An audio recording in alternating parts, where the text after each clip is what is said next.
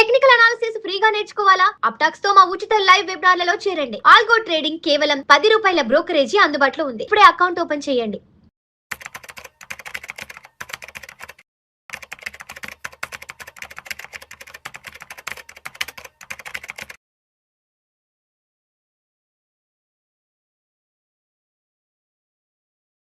రామచంద్రమూర్తి గారు నమస్తే సార్. నమస్తే కృష్ణ గారు. రామచంద్రమూర్తి గారు, ఈ వీడియోలో కాస్త డీటెయిల్గా ఈ లే ఆఫ్లకు సంబంధించి, అంటే ఉద్యోగుల ఊచకోత లేకపోతే ఉద్యోగాల తొలగింపు గురించి కొంచెం డీటెయిల్గా మాట్లాడుకుందాం సార్. ఒకప్పుడు జాబ్ లే ఆఫ్స్ అంటే ఎప్పుడో ఎక్కడో జరిగేది, ఎక్కడో మాట్లాడుకునే వాళ్ళం. అవునండి. ఈరోజు ఎస్పెషల్ ఐటీ సెక్టార్లో ఉద్యోగాల తొలగింపు అనేది నిత్య కృత్యం అయిపోయింది. రేపొద్దున ఆఫీస్కి వెళ్ళేదాకా మన ఉద్యోగం మనకు ఉంటుందా లేదా అన్న సిచ్యువేషన్స్ నడుస్తున్నాయి. ఇప్పుడు కొత్తగా బ్రిటన్కు చెందిన స్టాండర్డ్ చార్టెడ్ రాబోయే 4 ఏళ్లలో 7,000కు పైగా కార్పొరేట్ ఉద్యోగాలను తగ్గించనున్నట్లు ప్రకటించింది. 2030 నాటికి ఎగ్జిక్యూటివ్ సంఖ్యను 15% తగ్గించబోతుందంట. అందరికీ తెలిసిందే, ప్రముఖ బ్యాంకింగ్ స్టాండర్డ్ చార్టెడ్ బ్యాంకింగ్ అంటే చాలా పెద్ద ఇంటర్నేషనల్ కంపెనీ. సో రామచంద్రమూర్తి గారు, ఇంకొక లే ఆఫ్ న్యూస్ ఏంటంటే, ఇంటి నుంచి పని అంటూ 8,000 మందికి మెటా లే ఆఫ్. ఉద్యోగులకు ఈమెయిల్ ద్వారా సమాచారం అంట సార్. ఫేస్బుక్, ఇన్స్టాగ్రామ్, వాట్సాప్ మాతృ సంస్థ మెటా ప్లాట్ఫామ్స్ ప్రపంచవ్యాప్తంగా 8,000 ఉద్యోగాల తొలగింపు ప్రక్రియను ప్రారంభించినట్లుగా తెలుస్తోంది. ఐరోపా, అమెరికా, సింగపూర్లలో కొందరు ఉద్యోగులకు ఇంటి నుంచి పనికి అవకాశం కల్పించి తదుపరి ఉద్యోగం నుంచి తొలగిస్తున్నట్లుగా ఈమెయిల్ ద్వారా సమాచారం పంపించిందంటే మెటా. అంటే రేపటి నుంచి వర్క్ ఫ్రమ్ హోమ్ చేసుకోండి, ఆఫీస్కి రాబలేదంటూ కూడా ఇచ్చింది. తీరా చూస్తే అసలు ఉద్యోగాలే లేవంటూ కూడా మెయిల్ ఇవ్వడం జరిగింది. మరోవైపు పెద్ద పెద్ద బ్యాంకులు కూడా ఉద్యోగాలు తొలగిస్తున్నాయి. ఏంటి, ఎక్కడా కూడా ఎవరు హ్యాపీగా లేరు, ఎక్కడ ఏ కండిషన్ కూడా ఎవరికి అనుకూలంగా లేదు. ఎటు చూసినా ప్రపంచవ్యాప్తంగా ఎటు చూసినా సరే ప్రతికూల వాతావరణం, ప్రతికూల పరిస్థితులే ఉన్నాయి. నాకు తెలిసి వీటన్నింటినీ దృష్టిలో ఉంచుకొని రాబోయే రోజుల్లో ఏదైనా పెద్ద ఉపద్రవం రాబోతోందంటూ మొన్న మోడీ గారు ఏమన్నా ఈ వ్యాఖ్యలు ఏమన్నా చేశారా? అందరూ జాగ్రత్తగా ఉండి, ₹4 దాచిపెట్టుకోండి, డబ్బులు ఖర్చు పెట్టుకోకుండా కూడా వారు చెప్పారు కదా. అంటే భవిష్యత్తులో ఇలాంటి తీవ్రమైన పరిణామాలు, నష్టాలు ఎదుర్కోబోతున్నాం అన్న నేపథ్యంలో ఆయన ఏమన్నా 4 మంచి మాటలు చెప్పారో ఏమనిపిస్తుంది? ఏంటి సార్, ప్రపంచవ్యాప్తంగా ఇలాంటి ఒక పానిక్ సిచ్యువేషన్ నడుస్తుంది? సార్, మంచి క్వశ్చన్ అడిగారు సార్. చాలామంది దీని మీద ఒక రకమైన డిప్రెషన్, అసలు ఒక రకమైన టెన్షన్లో ఉన్నారు. అయితే ఒకసారి ఏంటంటే, ఒక నాణ్యానికి వన్ సైడ్, సెకండ్ సైడ్ కూడా ఒకసారి సెకండ్ సైడ్ కూడా చూస్తే, ఇప్పుడు ఎప్పుడైనా కానీ డిమాండ్ సప్లై అని కంపల్సరీ మార్కెట్ ఉంటుంది. లాస్ట్ 10 years నుంచి ఏంటంటే ఐటీకి డిమాండ్ విపరీతంగా పెరిగేపాటికి సప్లై కూడా అంతే ఇదిగా వచ్చింది. సో ఇప్పుడు ఏమైందంటే, మనం 2000 నుంచి ఒకసారి చూస్తే మీకు 2000 Y2K ప్రాబ్లం అని అసలు యాక్చువల్గా ఐటీ స్టార్ట్ అయింది. ఇప్పుడు అప్పటి వరకు ఇంజనీరింగ్ అనేది చాలా డ్రీమ్, అందరికీ తక్కువ సీట్లు ఉండే ఇంజనీరింగ్ ఇప్పుడు ఏమైందంటే విపరీతమైన కాలేజెస్ వచ్చాయి ఆల్ ఓవర్ ఇండియా. వచ్చేసి ఏమైంది, సప్లై విపరీతంగా పెరిగిపోయింది. అప్పుడేమైంది, మనకి ఇక్కడ ఉన్న పీపుల్ అందరూ కూడా బయటకు వెళ్ళిపోయి జాబులు చేయటం మొదలుపెట్టారు. సో 10 years ఐటీ ఇండస్ట్రీలో బాగా ఎంజాయ్ చేస్తారు. 10 సంవత్సరాలు గట్టిగా 10 సంవత్సరాలు గట్టిగా ఎంజాయ్ చేశాక ఇప్పుడు ఏమైంది, వాళ్ళ మీరే చూడండి, మీ ఇంటి పక్కన ఎంతమంది బీటెక్లో ఉన్నారు. అవును, ఇప్పుడు అసలు డిగ్రీ అసలు లేదు, అసలు డిగ్రీ మర్చిపోయారు. 15-20 ఏళ్ళ డిగ్రీ మర్చిపోయి బీటెక్ ఉండే. ఇప్పుడు మన రాష్ట్రం నుంచే, ఇప్పుడు తెలంగాణ నుంచే 3 లక్షల మంది 4 లక్షల మంది ఎవ్రీ ఇయర్ వస్తున్నారు. అటు ఆంధ్ర నుంచి ఒక 3-4 లక్షల మంది, అంతా 10 లక్షల మంది మన 2 స్టేట్ల నుంచి వస్తున్నారు. మరి వీళ్ళందరికీ ఒకటే జాబ్, ఐటీ సాఫ్ట్వేర్. సో ఇప్పుడు ఏమవుతుందంటే, ఇక్కడ ఏమైంది, ఈ జాబులు తొలగించిన వాళ్ళు కూడా మీరు అబ్జర్వ్ చేస్తే, ఇప్పుడు కంపెనీ పాయింట్ ఆఫ్ వ్యూలో ఒకసారి చూడండి. ఇప్పుడు మీకు ₹1,00,000 ఇచ్చే బదులు అదే వరకు 30,000 40,000 చేసేవాళ్ళు ఉన్నప్పుడు నేను కంపెనీ ప్రాఫిట్ చూసుకుని ఉండేవాడిని. కాబట్టి మీరు ఎలా అయితే జాబ్ చూసుకుంటారో, ఇప్పుడు మీరే ఉన్నారు, ఇంకొక మంచి ఆఫర్ వస్తే వెళ్ళిపోతారు కదా. మరి నేను అలాగే ఆలోచించాలి కదా. నాకు ₹1,00,000 ఇచ్చే బదులు 40,000 50,000కి మంచి రిసోర్స్ వస్తున్నప్పుడు అదే 1,00,000కి 2-3 వస్తారు. సో మిమ్మల్ని ఎందుకు ఉంచుకుంటా? సో ఇప్పుడు డిమాండ్ సప్లై ఉంది, అక్కడ సప్లై విపరీతంగా ఉంది, లేబర్ సప్లై విపరీతంగా ఉంది. యంగ్ జనరేషన్ అంతా మేము రెడీ అంటున్నారు. ఇప్పుడు మీకు 20 లక్షలు 30 లక్షలు ఏది నెలకి ప్యాకేజ్ ఇచ్చి 2 కోట్లు పర్ యానం ఇచ్చే బదులు నేను అది కాస్ట్ కటింగ్ చేసుకోవచ్చు కదా. సో కంపెనీ ఎక్స్పాన్షన్ అవుతుంది. మిమ్మల్ని తీయటం వల్ల 4-5కి ఎంప్లాయ్మెంట్ ఇస్తున్నట్టు కూడా ఒక చెప్తున్నారు కంపెనీ.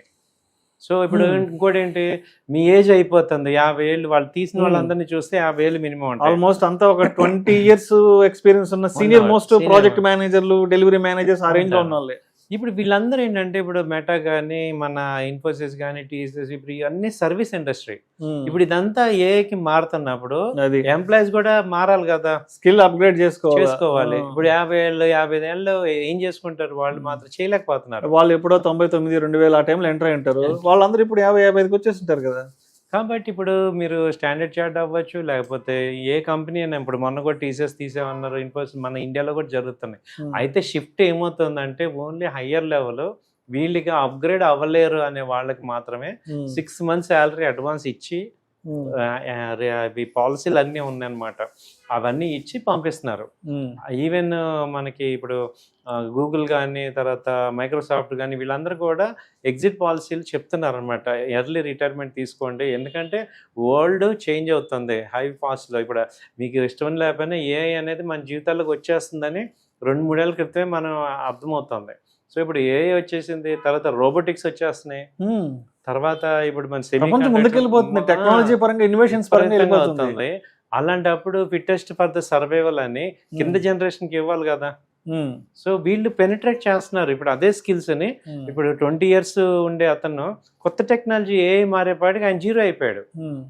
ఈ కొత్త వాళ్ళు ఏమవుతున్నారు, స్కిల్స్ డెవలప్ చేసుకోగలరు, వీళ్ళకి యంగ్ జనరేషన్ కాబట్టి వీళ్ళు మేము రెడీ అంటున్నాం, కాస్ట్ తగ్గుతుంది. అంటే ఈ పాయింట్ ఆఫ్ వ్యూలో మీరు ఆలోచిస్తే మీకు రియాలిటీ అర్థమవుతుంది, బిజినెస్ రియాలిటీ. కాబట్టి ఏమవుతున్నామంటే, ఇది వీళ్ళు జాబ్ పోవటం ఒక రకంగా బాధే, కానీ కొత్త జనరేషన్కి ఛాన్స్ ఉంది. సో కొత్త వాళ్ళకి ఎక్కువ మందికి వర్కౌట్ అవుతుంది. ఇప్పుడు మీకు ఇచ్చే కాస్ట్తో 4-5 శాలరీస్ ఇవ్వగలుగుతున్నాం, దానివల్ల కంపెనీ కాస్ట్ కటింగ్ అవుతుంది, లాంగ్ రన్లో కంపెనీ బెనిఫిట్ అవుతుంది. ఇప్పుడు అందరం కన్నా కంపెనీ బాగుండాలి, కంపెనీ బాగుంటేనే. ఇప్పుడు మనం చూసారు, అప్గ్రేడ్ కాలేదు, కోడక్ ఏమైపోయింది, కోడక్ లాంటి కంపెనీ జపాన్ లో నెంబర్ 1 కంపెనీ కోడక్. మన కెమెరాలు, ఫిల్ములు ఒక 25 ఏళ్లకు ముందు 32 ఉండేటి ఫిల్ములు, రీల్స్, ప్రతి వాళ్ళు కోడక్ అనే వాళ్ళం ఇండియాలో కూడా, కెమెరాలు. అదేమైంది, అప్గ్రేడ్ అవ్వాలా, ఏమైంది, కంపెనీ మూసిపోయింది. కంపెనీ మన కళ్ళ ముందు చూసి 15-16 ఏళ్ల ముందు వరకు నోకియా ఎంత బ్రాండ్ అనుకున్నా, అబౌట్ బ్రాండ్ ఇలాగే ఓల్డ్ పీపుల్ ని ఉంచుకొని న్యూ థాట్స్ ఇంప్లిమెంట్ చేయక, న్యూ పర్సన్స్ తీసుకోపోవడం వల్ల ఏమవుతుందంటే, కొత్త పీపుల్ తీసుకోవడం వల్ల ఫ్రెష్ థాట్స్ వస్తాయి. ఈ పాత పీపుల్ వాళ్ళు ఏమవుతుంది, అవే థాట్స్ కంటిన్యూ అవుతుంటాయి, వాళ్ళు ఏమో చేంజ్ అవరు, వాళ్ళ కంపెనీని కూడా బ్రాడ్గా చేయరు. ఈ కంపెనీ బదులు ఇప్పుడు మిమ్మల్ని ఉంచుకోవడం వల్ల కంపెనీ గ్రోత్ కాకపోతే ఇంకేమవుతుంది, కంపెనీ బాగుంటేనే కదా అందరు బాగుండేది. సో ఈ పాయింట్ ఆఫ్ వ్యూలో ఇప్పుడు ఆలోచించాల్సింది ఏంటంటే, ఇది కామన్ చేంజ్. ఎవరైతే అవ్వకపోతారో, చేంజ్ అవ్వకపోతే అందరు, ఇప్పుడు మన ఫీల్డ్ తీసుకుంటే, అంతకుముందు టీవీ 4 ఛానల్స్ ఉండేవి, ఇవాళ ఏమైంది, ఇప్పుడు మన తెలుగులోనే లెక్క పెట్టలేనన్ని ఛానల్స్ ఇవాళ యూట్యూబ్ వచ్చేసింది. ఇప్పుడు యూట్యూబ్ ని శాటిలైట్ ఛానల్ బీట్ చేయాల్సి వస్తుంది. సో అప్గ్రేడ్ కంపల్సరీ ప్రతి ఫీల్డ్ లో ఉంది. ఇప్పుడు శాటిలైట్ ఎంతమంది జాబులు పోతున్నాయి. సో అలాగే యూట్యూబ్ ఛానల్స్, ఇవన్నీ ఏంటంటే న్యూ జనరేషన్ ఉంది, చాలా న్యూ చేంజెస్ వస్తున్నాయి. వాటిని తగ్గట్టుగా మనని మార్చుకోకపోతే మీకు 50 ఏళ్ళ 20 ఏళ్ళ సంబంధం లేదు. న్యూ కాన్సెప్ట్కి మీరు మారాలి, లేకపోతే మీరు ఐసోలేట్ అయిపోతారు. అదే ఇప్పుడు జరుగుతుంది. తర్వాత ఈ H1B వీసా హోల్డర్లకు సంబంధించి కూడా చాలా బ్యాడ్ న్యూస్ వచ్చింది.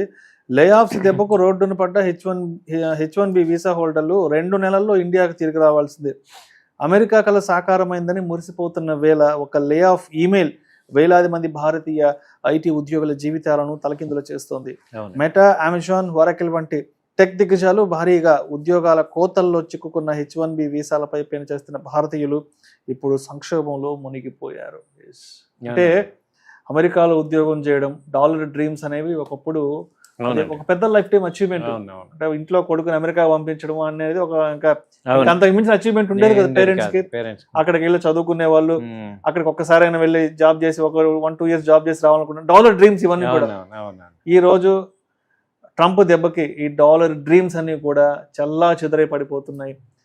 చెప్పాలంటే అమెరికాలో ఉండే వాళ్ళ పరిస్థితి ఎలా ఉందంటే, చాలా మంది భార్యాభర్తలు ఇద్దరు ఉద్యోగాలు కోల్పోయి భారతదేశానికి తిరిగి రావడానికి ఫ్లైట్ ఖర్చులకి కూడా డబ్బులు లేవండి సార్. ఇది సిచ్యువేషన్. అంటే ఒకప్పుడు ఆహా అమెరికా, ఓహో అమెరికా అనుకున్న వాళ్ళు ఈరోజు అమెరికాలో ఉద్యోగం అంటే పిల్లని కూడా ఇవ్వలేనంత. అంటే అమెరికాలో జాబ్ అంటే ఇప్పుడు గ్యారంటీ లేదు, నో గ్యారంటీ. అవునండి. సో ఎట్లా చూడాలి అసలు? ఒకప్పుడు అబ్బా ఆహా ఏదో బ్రహ్మ పదార్థం అద్భుతం అనుకున్నది అవునండి. ఈ రోజు అసలు అదేదో వేస్ట్ అన్నట్టు విసిరిపారేస్తారు. ఎట్లా చూడాలి? మొన్న మనకి బంగ్లాదేశ్ వాళ్ళు ఎలక్షన్స్ లోకి వచ్చారు అని 1,00,000 మంది దాకా మన ఇండియాలో ఉన్నారు అని వింటేనే మనం ఎంత ఫీల్ అయ్యాం అంటే పక్క దేశం వాళ్ళు 1,00,000 మంది అక్రమంగా వచ్చేసారు, మన భారతదేశంలో ఉన్నారు, పశ్చిమ బెంగాల్లో ఉన్నారు అంటే మనం ఎంత ఫీల్ అయ్యాం. మరి అమెరికాలో మరి వాళ్ళు కాకుండా వేరే వాళ్ళు ఎక్కువైపోతుంటే వాళ్ళకి ఫీలింగ్ రాదా? సో ఇప్పుడు అమెరికన్స్కి అమెరికాలో ప్లేస్ లేకుండా మిగతా కంట్రీ వాళ్ళందరూ వచ్చేసేసి వాళ్ళ ఆపర్చునిటీస్ని వాళ్ళ ఉద్యోగాలను తీసుకొని వాళ్ళేమో ఎక్కడికి వెళ్ళడానికి లేకుండా అయిపోతే మరి అమెరికన్స్కి ఫీలింగ్ రాదా? ఇప్పుడు కొన్ని ఏరియాలో అసలు ఈవెన్ మన ఆంధ్ర వాళ్ళు ఎక్కువ డామినేట్ చేసే ఏరియాస్ ఉన్నాయి, కొన్ని డల్లాస్ కానీ అలాంటి ఏరియాస్లో అంత పెనట్రేట్ అయిపోయారు. ఏది ఎక్కువగా ఇండియన్స్, తర్వాత చైనీస్, వీళ్ళందరూ ఏమైందంటే అమెరికాలో చాలా పెనిట్రేషన్ వచ్చేసింది. ఇప్పుడు వాళ్ళకి ఏమవుతుంది, అంతమందిని చూసి మనకైతే ఎలా వచ్చిందో మనం పంపించాం కదా, అలాగే వాళ్ళకి రాదంటే.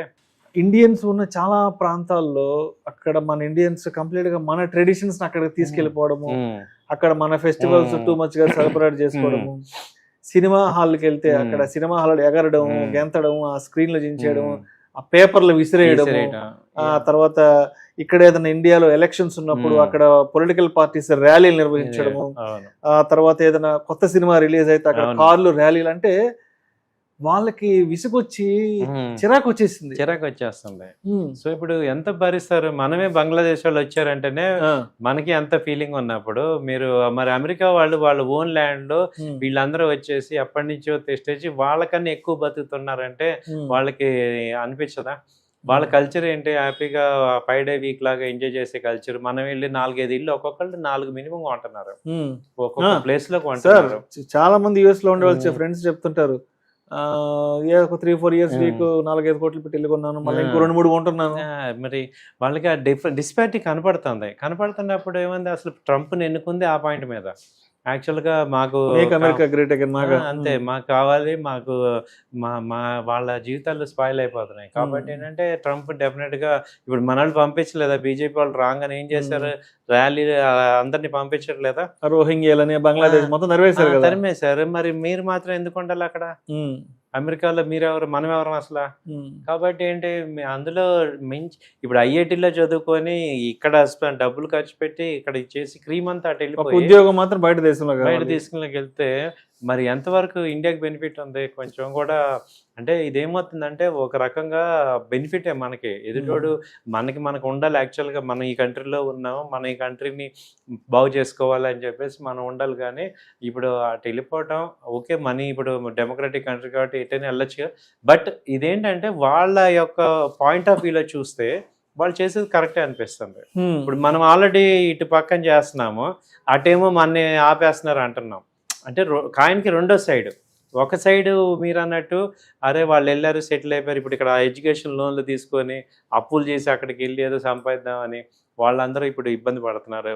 H1B వీసాలు కానీ ఇప్పుడు ఎడ్యుకేషన్ లోను ఇవన్నీ చాలా ఉన్నాయి. అయితే ఏంటంటే ఇప్పుడు ఎవ్రీడే ప్రతిదీ ప్రపంచం ఇప్పుడు 25 ఏళ్ళ నుంచి మన అమెరికా మీద అటాక్ చేసాం, మళ్ళీ వాళ్ళు ఎక్కువైపోయాం పాపులేషన్. కాకపోతే ఏమవుతుందంటే వాళ్ళు రివర్స్ అవుతారు. ఇప్పుడు జరుగుతుంది, ఇప్పుడు కంపల్సరీ కొంత ప్రజలు రావాల్సింది అన్నకి, ఎందుకంటే వాళ్ళకి అవసరమైనంత వరకు అలౌ చేశారు, ఎక్సెస్ అయిపోతే ఏం చేస్తున్నారు, ఇప్పుడు పంపించేస్తారు. సో ఆ సిచ్యుయేషన్స్ అన్ని జరుగుతున్నాయి. సో ఏదైనా మనం వేరే కంట్రీలో ఉన్నప్పుడు మన సొంత ఊరే కదా, ఎప్పుడైనా అక్కడ మనకి ఫుట్ ఫోల్స్ ఉంటాయి. ఈవెన్ మన హైదరాబాద్ లో కూడా మొన్నటిదాకా ఏమైంది, తెలంగాణ మూవ్మెంట్ వచ్చినప్పుడు ఆంధ్ర వాళ్ళు వెళ్ళిపోవాలి, గట్టిగా వచ్చింటే వెళ్ళిపోవాల్సి వచ్చేది. అవును. సో ఇప్పుడు మనం కాదు ఈ ప్లేస్, ఎంతకాలం మంది అంటాం. సో అలా ఉంటది ఎక్కడైనా కానీ. సో యాక్సెస్ ఉన్నట్టు బెనిఫిట్ ఉన్నంత వరకు ఎవరైనా ఉంచుకుంటారు. లేదు వాళ్ళ రైట్స్ కనుక ఇబ్బంది అవుతున్నాయన్నప్పుడు యాజిటేషన్స్ వస్తాయి. ఆటోమేటిక్ గవర్నమెంట్ ఏం చేయాలి, ప్రజల పక్షాన ఉండాల్సిందే కదా. సో అలా జరుగుతున్నాయి ఇప్పుడు ప్రెసెంట్. చూడాలి ఏం జరుగుతుందో ఫైనల్ గా, ఎందుకంటే ఓవర్ ఎక్సెస్ అయిపోయారు మన. Right sir, right. Thank you sir, thank you so much. Thank you.